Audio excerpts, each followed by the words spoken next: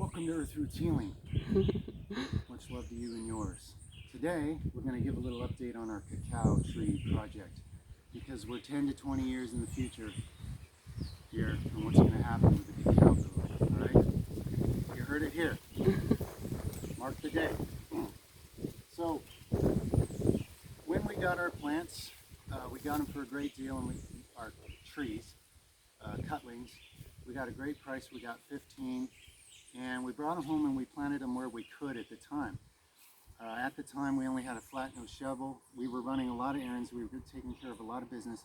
We didn't have a lot of hours in the day to prepare for where to put them. We got the steel and we're like, let's do it. So this whole section at the time was a lot of little banana trees, rhizomes, about this big. I transplanted them all along our fence lines. It turned out there was like 137 of them or something altogether. And I was finding little spots in between them where I could get into the ground and put the cacao plants, trees. So, did so, and out of the 15, this is almost probably just about 3 months later now, 11 of them lived, okay, which is awesome. And when we first got them, they were just little cutlings, like, you know, maybe a stick this big, a couple little leaves on it. And now you can see some of them, you know, they've grown this much. They're maybe 3 times what they were when we got them. Those are the bigger ones. Some of them have not grown that much. Like here's an example of a few that have not grown very much, but they have grown. They are alive. And then you got these ones with the big basset horn ears that are so wet from the water they can't even hold up their own leaves right now, but that's okay. They're healthy, they're growing fast. But the deal is, because I was rushed and crammed, a lot of them too close together and too close to other trees, there's probably 3 or 4 total that I do need to transplant and move. Now you may be thinking, well, if they're trees, they're way too close together, but actually cacao trees only grow, you know, like yay big. They're a small tree that grows underneath the canopy of other trees usually. You can grow them in full sun if you give them enough water, but they're not. One thing that's really nice about them in a jungle-ish place like this, you can grow them under other trees. You don't have to clear the land. They're quite suited to that. So they can grow in mostly shade. So you got a lot of options that way on where you can put them. You can see the ones that sit in the shade all day, they're growing. The ones that sit in the sun all day, they're growing. So yesterday I transplanted the first one, and I only did one because I want to make sure it lives. I want to make sure my way of transplanting it is good enough, that it survives it. So I'll give that a few weeks to make sure it's alive and it looks healthy. And then I'm going to move probably another 3 or 4 of these that are just too crowded. The one I did yesterday was just on the other side of this decorative bush that we want to keep. And I can't have the tree growing right up through the bush and have them competing. So that was the first one I moved. Found our first tarantula doing it. Epic experience. Not a spider guy.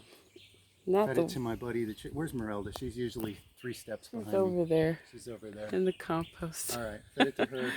She dinosaur attacked it. It was awesome.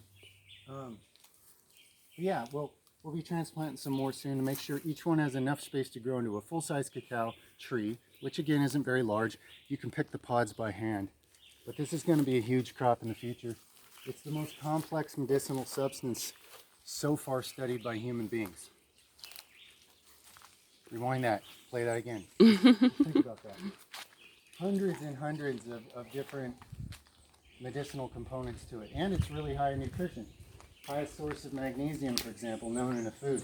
A lot of other minerals and vitamins. There's protein, there's fats. But it's really medicinal, and it's amazing. My wife and I love it.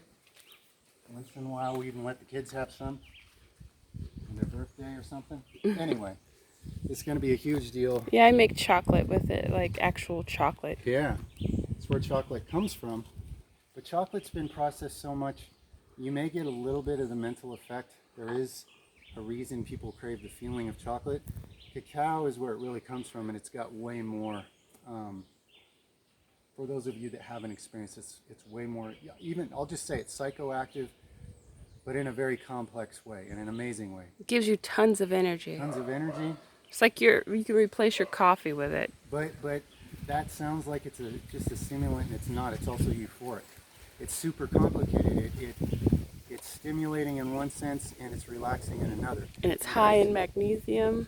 Like I can't do coffee because I Jitters. idle at like 80 miles an hour to begin with. So if I take coffee, I just turn into a werewolf. But cacao, in a great mood, very productive, it's just awesome mentally and physically. So anyway, let's just show you where we transplanted the first one to.